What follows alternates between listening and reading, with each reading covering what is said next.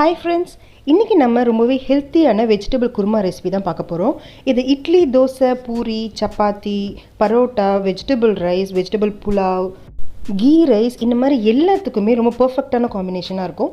சூப்பரான side dish இது. கண்டிப்பா ஒரு தடவை ட்ரை பண்ணி பாருங்க.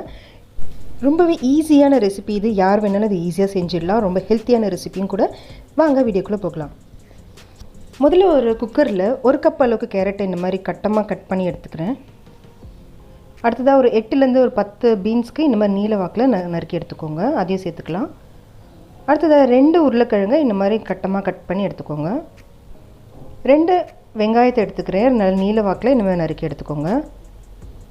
அடுத்ததாக 1 கப் அளவுக்கு ஃப்ரெஷ்ஷான பீஸ் எடுத்துருக்கேன். உங்கள்கிட்ட ஃப்ரெஷ்ஷான பீஸ் இல்லைனாலும் ட்ரையான பீஸை ஒரு 2 மணி நேரம் ஊற வச்சு யூஸ் பண்ணிக்கலாம். அடுத்ததாக 2 பிரிஞ்சி இலையை சேர்த்துக்கோங்க.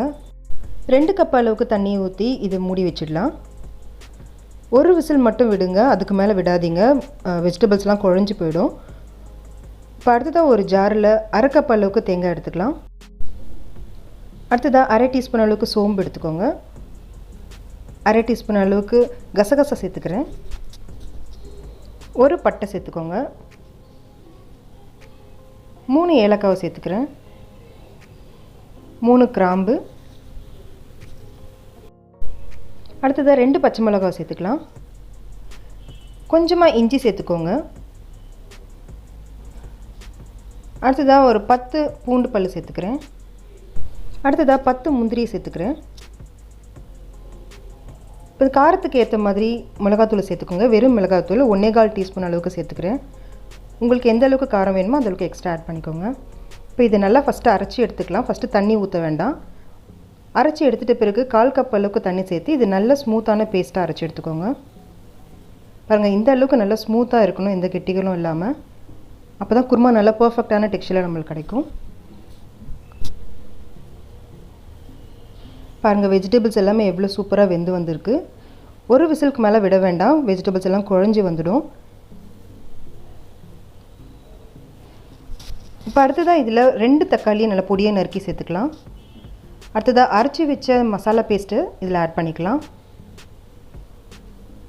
அடுத்ததாக 1 கப் அளவுக்கு தண்ணி சேர்க்க போகிறோம். நான் மிக்ஸி ஜாரில் தண்ணியை ஆட் பண்ணி அந்த தண்ணியை சேர்த்துக்கிறேன்.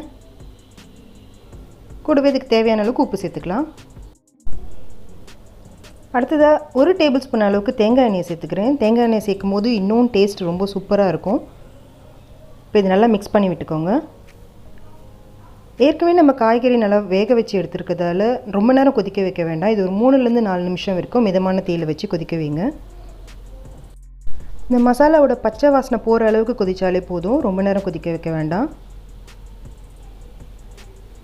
ரொம்பவே ஈஸியான குருமா இது. கண்டிப்பாக செஞ்சு பாருங்கள், ரொம்பவே ஹெல்த்தியும் கூட. ஹோட்டல் குருமா ஸ்மெல், டேஸ்ட் எல்லாமே இதில் பர்ஃபெக்டாக உங்களுக்கு கிடைக்கும் இதே மாதிரி செஞ்சிங்கன்னா. இப்போ 3 நிமிஷம் போல் கொதி வந்துருச்சு. நல்லா வெஜிடபிள்ஸ் எல்லாம் வெந்து வந்திருக்கு பாருங்கள். மசாலாவோட பச்சை வாசனைலாம் போயிட்டு சூப்பரான ஸ்மெல் வருது. இப்போ ஃப்ரெஷ்ஷான கொத்தமல்லி நல்லா நறுக்கி அதிலே சேர்த்துக்கலாம். லேசாக கிளறி விட்டு ஸ்டவ் ஆஃப் பண்ணிக்கலாம். அவ்வளோதான், சூப்பரான குருமா ரெசிபி ரெடி ஆகிடுச்சு. இது ஒரு தடவை செஞ்சிங்கன்னா கண்டிப்பாக திருப்பி திருப்பி செய்வீங்க ஃப்ரெண்ட்ஸ். அந்தளவுக்கு சூப்பராக இருக்கும். கண்டிப்பாக ட்ரை பண்ணி பார்த்துட்டு எப்படி இருந்துச்சுன்னு எனக்கு கமெண்ட்ஸில் சொல்லுங்கள். உங்களுக்கு இந்த வீடியோ பிடிச்சிருந்துச்சுன்னா லைக் பண்ணுங்கள். உங்கள் ஃப்ரெண்ட்ஸ் கூட இந்த வீடியோவை ஷேர் பண்ணிக்கோங்க. நம்ம வீடியோ ஃபஸ்ட் டைம் பார்க்குறவங்க அம்மாடி கிச்சனுக்கு சப்ஸ்கிரைப் பண்ணிக்கோங்க. பக்கத்தில் இருக்க பெல் பட்டனையும் ப்ரெஸ் பண்ணிக்கோங்க. Thank you friends.